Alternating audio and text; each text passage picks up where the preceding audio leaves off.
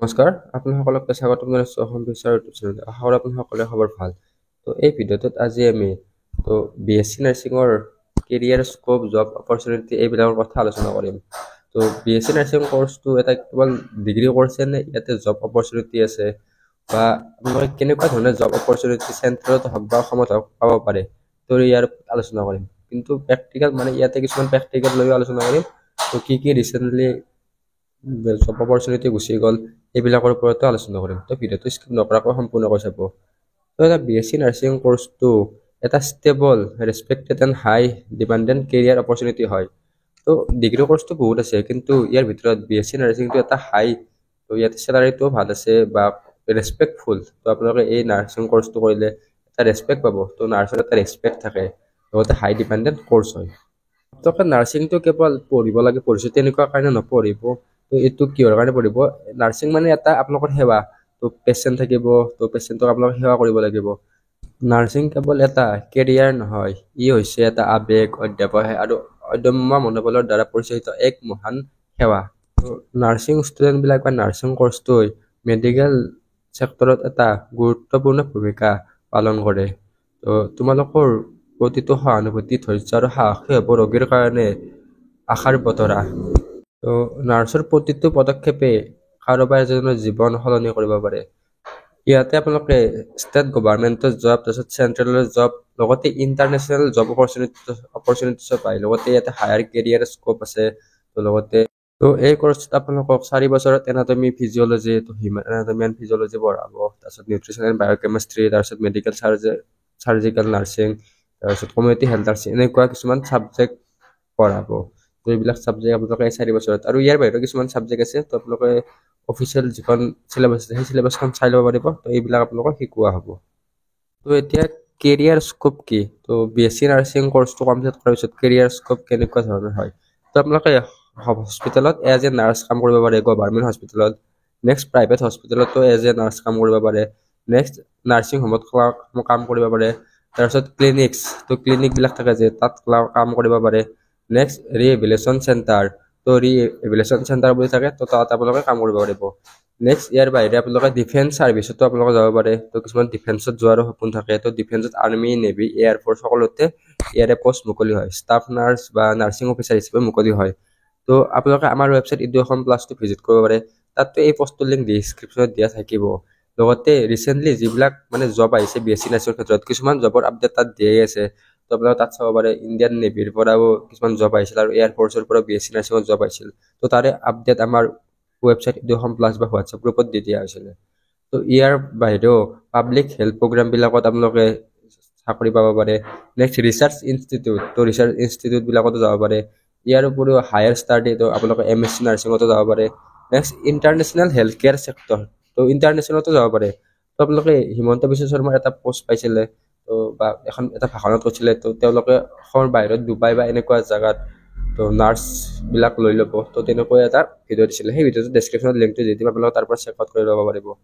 Next এতিয়া job opportunities, career স্কোপখিনি কৰিলোঁ, কি কাম কৰিব পাৰে। এতিয়া আমি ৰিয়েল এক্সাম্পল হিচাপে কিছুমান ল'ম। তো আমাৰ ৱেবছাইট এডুকেশ্যন প্লাছত ইয়াৰে এক্সাম্পলটো দিয়া থাকিব, আপোনালোকে চাই ল'ব পাৰিব। লিংক ডেছক্ৰিপশ্যনত বা কমেণ্ট বক্সত দিয়া থাকিব। তো এতিয়া চেণ্ট্ৰেল গভৰ্ণমেণ্টৰ জব, তো চেণ্ট্ৰেল কি জবত আপোনালোকে কাম কৰিব পাৰে বা চেলাৰী কিমান হয় এইবিলাক জনাম। তো আমাৰ ৱেবছাইটৰ মোবাইলৰ পিছফালে বাৰু দিয়া আছে, আপোনালোকক স্ক্ৰীনত দেখাই দিছোঁ।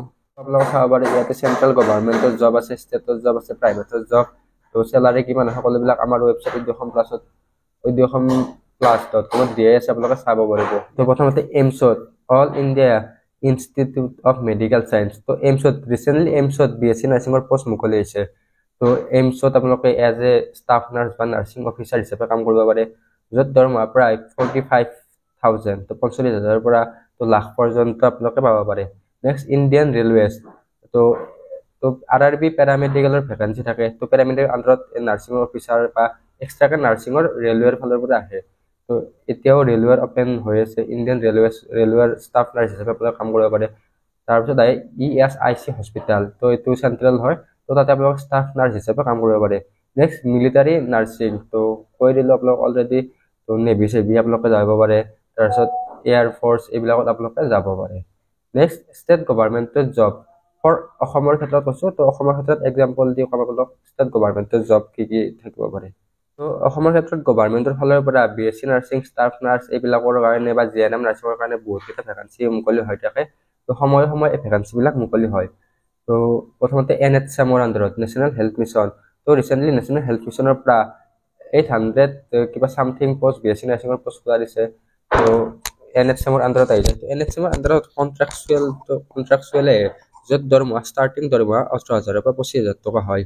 নেক্সট আপোনালোকে GMC, AMC, SMC এইবিলাক মেডিকেল কলেজবিলাকতো আপোনালোকে এজ এ নাৰ্ছ হিচাপে কাম কৰিব পাৰে, য'ত ভেকাঞ্চি মুকলি হ'ব লাগিব। তো বেছিভাগ DMEৰ ফালৰ পৰাই এইবিলাকত ভেকাঞ্চি মুকলি কৰে। আপোনালোকে DME নটিচৰ কাৰণে ৱেইট কৰিব লাগিব। তো DMEৰ চেলাৰীটো ভাল থাকে, কিন্তু মানে যিটো জব ভেকাঞ্চিৰ মানে সময়, তো অলপমান গ্যাপৰ ডিষ্টেঞ্চৰ 1 বছৰ, 1.5 বছৰ, 2 বছৰ তেনেকৈ ডিষ্টেঞ্চৰ মূৰত আহি থাকে জববিলাক। নেক্সট আপোনালোকে DHS, FW, আয়ুষ ডিপাৰ্টমেণ্ট এইবিলাকতো ষ্টাফ নাৰ্ছ বা হেল্থ ৱাৰ্কাৰ হিচাপে কাম কৰিব পাৰে। নেক্সট প্ৰাইভেট ছেক্টৰ, তো প্ৰাইভেটৰ ক্ষেত্ৰত আপোনালোকক জনাই দিওঁ। তো প্ৰাইভেটৰ ক্ষেত্ৰত আপোনালোকে নৰ্মেল অসম বা ইণ্ডিয়া লেভেলত যাব পাৰে, আৰু এব্ৰড তো অসমৰ বাহিৰতো মানে ভাৰতৰ বাহিৰতো যাব পাৰে। তো তাত আপোনালোকে কৰ্পৰেট হস্পিটেল, এপ'ল' হস্পিটেলত যাব পাৰে। তো নেক্সট স্পেচিয়েল হস্পিটেল বা স্পেচিয়েল নাৰ্ছ, তো ICU টেকনিচিয়ান এইবিলাকত যাব পাৰে। আৰু অসমৰ ক্ষেত্ৰতো প্ৰাইভেট হওক, আপোনালোকে GNRC যাব পাৰে। তো প্ৰাইভেট হস্পিটেলবিলাক থাকে, তো তাত ভেকাঞ্চিবিলাক মুকলি হৈ থাকে। তো আজিকালি হেল্থ কেয়াৰ মানে নাৰ্ছ হওক বা মেডিকেল ষ্টুডেণ্টবিলাকৰ জব অপৰচুনিটি আহি থাকে। তো আপোনালোকে নিয়াৰ মেডিকেলবিলাক খুলি আছে, প্ৰাইভেট মেডিকেল, তো সেইবিলাকতো আপোনালোকে যাব পাৰে। নেক্সট নাৰ্ছিংটো এব্ৰডতো যাব পাৰে, তো UK, USA, কানাডা এইবিলাকত। তো তাত চেলাৰীবিলাক ভাল হয়, কিন্তু তাত মানে চেলাৰী ভাল হ'লে তাত মানে এক্সপেঞ্চবিলাকো থাকে। অসমত যদি সেই চেলাৰীটো তুলনা কৰে, তাত চেলাৰীটো বহুত, কিন্তু তাত খৰচবিলাকো আছে। নেক্সট আদাৰ ৰোলছ আফটাৰ BSc নাৰ্ছিং কি হ'ব? নাৰ্ছিং আপোনালোকে হায়াৰ ষ্টাডি কৰিলে নাৰ্ছিং টিচাৰ্ছ হ'ব পাৰে বা ফেকাল্টিবিলাকত কাম কৰিব পাৰে। নেক্সট ICU বা অপাৰেশ্যন থিয়েটাৰ বা OTত নাৰ্ছ হিচাপে কাম কৰিব পাৰে। কমিউনিটি হেল্থ নাৰ্ছ, তো CHO কমিউনিটি হেল্থ অফিচাৰো হ'ব পাৰে। তো NHMৰ আণ্ডাৰত পষ্ট মুকলি হয়। নেক্সট ৰিচাৰ্চ এছিষ্টেণ্ট হিচাপে যাব পাৰে। তো মেডিকেল লাইনতো আছে, তো কেয়াৰ গিভাৰ ৰোলছ, তো নাৰ্ছিং হোম এইবিলাকত আপোনালোকে যাব পাৰে। নেক্সট ইয়াৰ পিছত আপোনালোকে কি হায়াৰ ষ্টাডি কৰিব পাৰে? তো হায়াৰ ষ্টাডিৰ ক্ষেত্ৰত MSc নাৰ্ছিং পাব পাৰে। তো অসমৰ ক্ষেত্ৰত আপোনালোকে নিশ্চয় জানে SSUHS MSc নাৰ্ছিঙৰ এণ্ট্ৰেন্স এক্সাম কণ্ডাক্ট কৰে। নেক্সট আপোনালোকে ইয়াতে MBA ইন হস্পিটেল মেনেজমেণ্টটো কৰিব পাৰে। SSUHSৰ আণ্ডাৰতে ইয়াৰ এপ্লিকেশ্যন ফৰ্ম মুকলি হয়। নেক্সট NGO এইবিলাক আছে আৰু। তো MSc ইন পাব্লিক হেল্থ ইয়াতো আপোনালোকে পঢ়িব পাৰে। তো এইবিলাক, তো এতিয়া চেলাৰী কথাটো কৈ দিওঁ, মানে এপ্ৰক্সিমেটলি কিমানমান চেলাৰী পাব পাৰে, বা গভৰ্ণমেণ্ট প্ৰাইভেট চেক্টৰত কিমানমান চেলাৰী মিনিমাম মেক্সিমামটো এক্সপিৰিয়েঞ্চৰ পিছত হয়। তো প্ৰথমতে কৈ দিওঁ গভৰ্ণমেণ্ট জব। তো গভৰ্ণমেণ্ট জবত মিনিমাম 30,000, আৰু আপোনালোকে ফাৰ্ষ্ট ষ্টাৰ্টিং চেলাৰী তো 30ৰ পৰা 60K, তো 30,000ৰ পৰা 60,000 টকা প্ৰথম ষ্টাৰ্টিঙত চেলাৰী হ'ব পাৰে। যেতিয়া আপোনালোকৰ এক্সপিৰিয়েঞ্চ হ'ব, সেইটো 60,000ৰ পৰা লাখ পৰ্যন্ত হৈ যাব। তো যিমানে এক্সপিৰিয়েঞ্চ হৈ থাকিব বা আপোনালোকে বছৰ মানে কাম কৰি থাকিব, তেতিয়া চেলাৰীটো ইনক্ৰিজ হৈ থাকে। তো বছৰে বছৰে মাহে মাহে তেনেকৈ গভৰ্ণমেণ্টত মানে চেলাৰীবিলাক ইনক্ৰিজ হৈ থাকে। নেক্সট প্ৰাইভেট ছেক্টৰ, তো প্ৰাইভেটত আপোনালোকে ডিপেণ্ড কৰে প্ৰাইভেটৰ ওপৰত, যিখন প্ৰাইভেটত লয় সেইখনৰ ওপৰত। কিছুমান প্ৰাইভেটত ভাল দৰমহা দিয়ে আৰু কিছুমানত নিদিয়ে।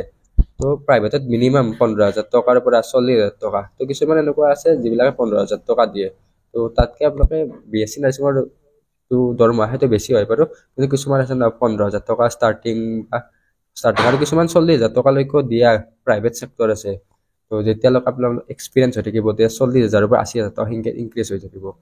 তো নেক্সট এব্ৰডত, তো আপোনাৰ ইণ্ডিয়াৰ বাহিৰত গ'লে তাত ভাল চেলাৰী আছে। তো ষ্টাৰ্টিঙতে 1.5 লাখৰ পৰা 3 লাখ টকা আপোনালোকে পাব পাৰে। যেতিয়া এক্সপিৰিয়েঞ্চ হৈ থাকিব, তো মাহে মাহে আপোনালোকে 3 লাখ টকাও পাব পাৰে, 5 লাখ টকা পাব পাৰে। মিনিমাম তাত 1.5 লাখ টকা মান্থলি আপোনালোকে 1.5 লাখ টকা পাব পাৰে। কিন্তু তাত মানে এক্সপেৰিয়েঞ্চবিলাক বহুত অলৰেডি কৰি দিলোঁ।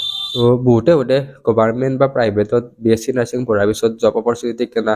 তো BSc নাৰ্ছিঙৰ ক্ষেত্ৰত গভৰ্ণমেণ্টক জব অপৰচুনিটি বেছি দিয়ে নেকি?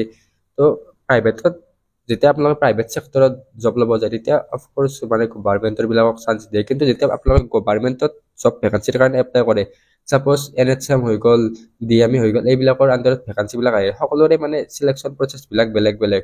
তো আপোনালোক কোনো এনেকুৱা নহয় যে আপোনাক BSc নাৰ্ছিং কমপ্লিট হোৱাৰ পিছত ঘৰত বহি আছে একো কৰা নাই। তো কোনে এনেকৈ আপোনাৰ ঘৰত মাতিব নোৱাৰে, আমাৰ তাত জব কৰে এনেকৈ কোনে ঘৰত মাতিব নোৱাৰে।